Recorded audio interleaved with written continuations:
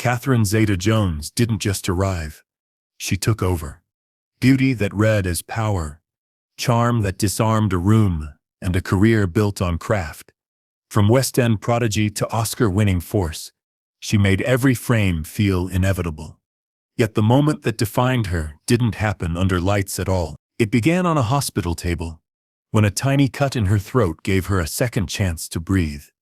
The faint line beneath her chin isn't decoration. It's proof that survival can be quiet and still shape everything that follows. Her home was modest and warm. A father who worked, a mother who stitched. A house where the kettle whispered and the radio hummed. Then a stroke of luck cracked the door wider.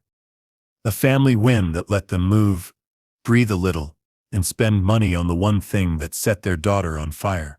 Catherine didn't simply sing, she claimed space.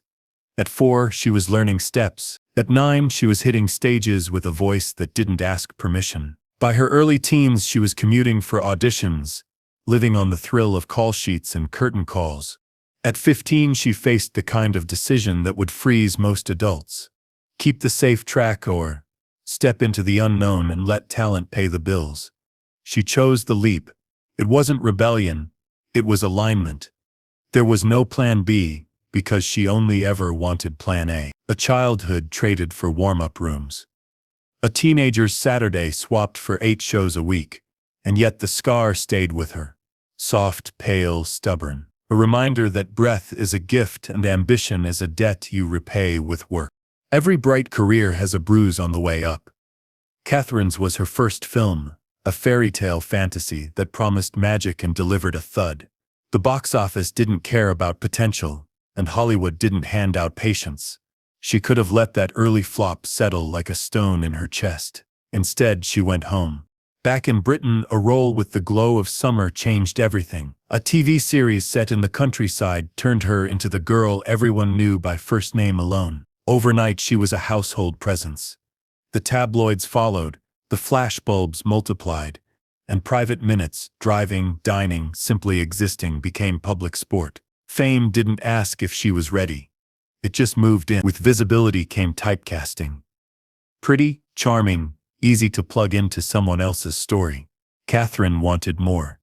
She wasn't built to be wallpaper. She carried comic timing she'd sharpened on stage, a dancer's discipline, and a stare that could cut glass. Yet the calls coming from Los Angeles were lukewarm. Rooms went quiet when she entered, but not always for the right reasons. Not quite enough, the air seemed to say.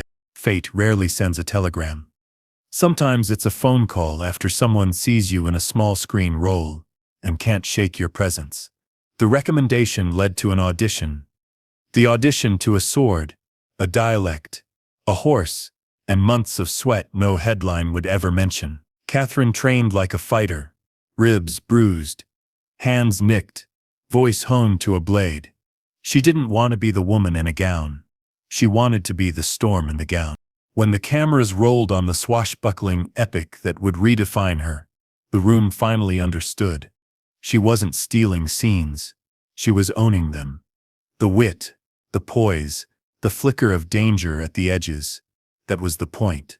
The film exploded worldwide, and the industry recalibrated. Phone calls she'd once begged for now begged for her. What followed proved it wasn't a fluke. She pivoted from elegance as weapon to sleek caper cool, then shed glamour altogether for a drama that asked for steel under silk. Directors noticed the gear changes. Audiences felt the voltage. This wasn't someone passing through stardom. This was someone building it, brick by brick. There's a split second in a career when talent, timing, and raw nerve collide. And if you don't flinch, they forge a classic. Catherine didn't flinch. She sprinted into that window like it might close forever, turning songs into weapons and choreography into testimony. In one breath, she could sell danger with a smile.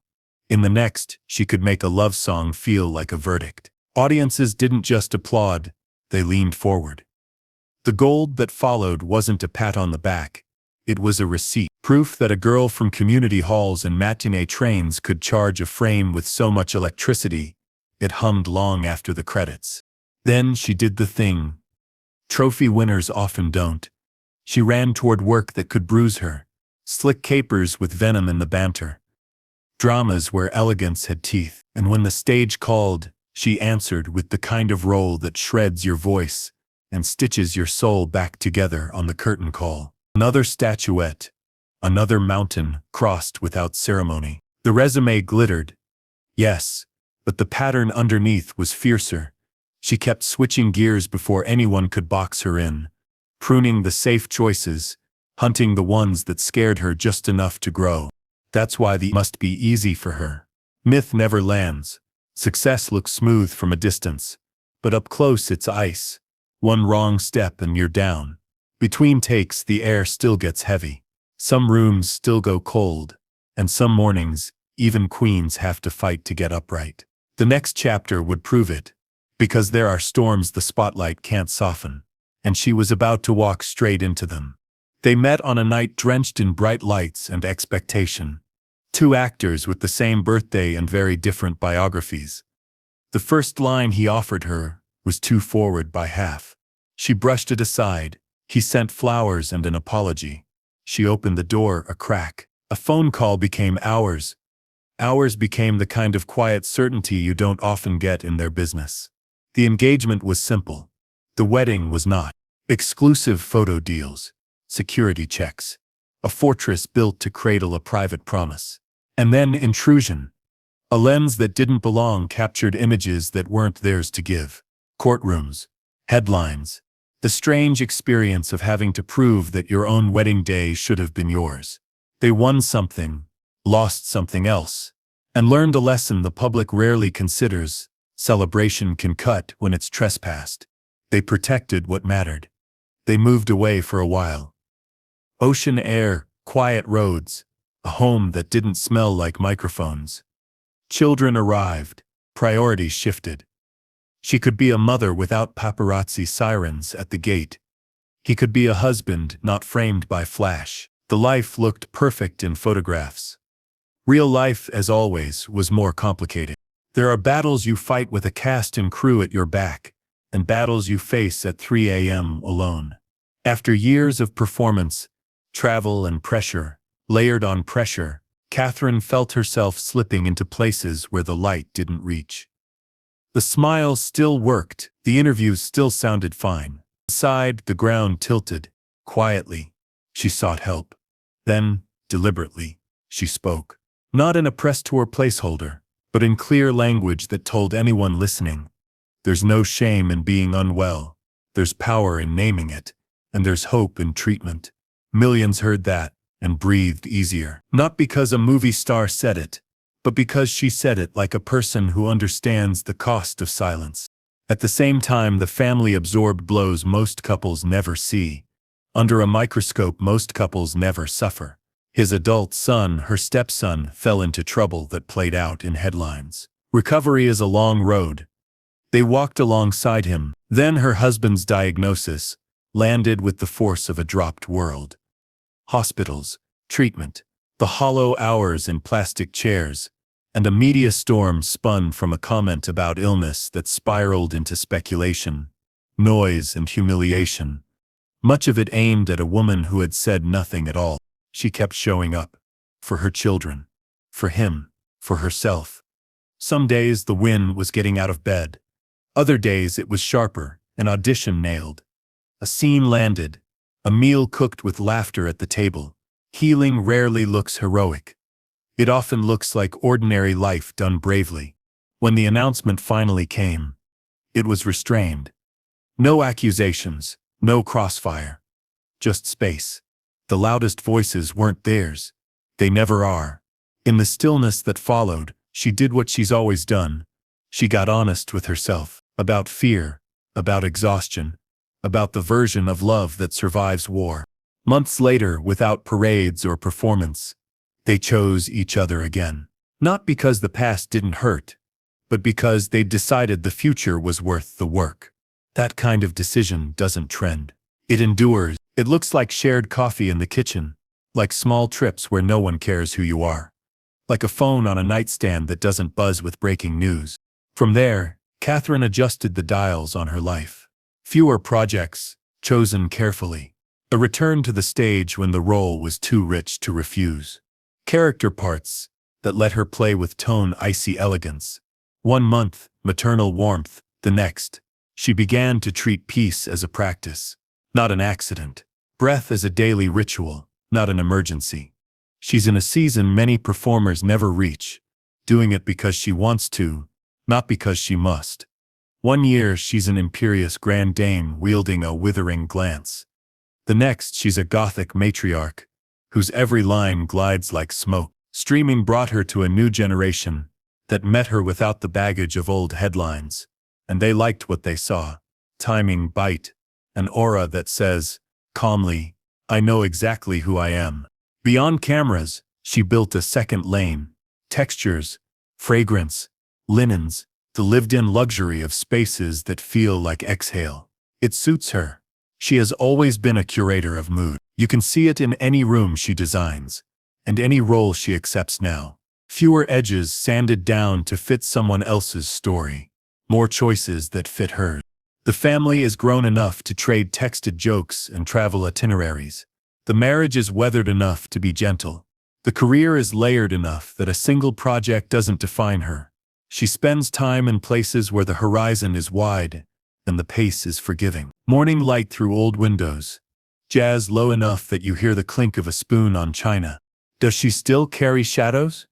Of course. Mental health isn't a door you shut. It's a house you keep. Some days the rooms are bright. Some days you sit by a window and wait for the light to find you. She knows the ritual now. Movement. Breath.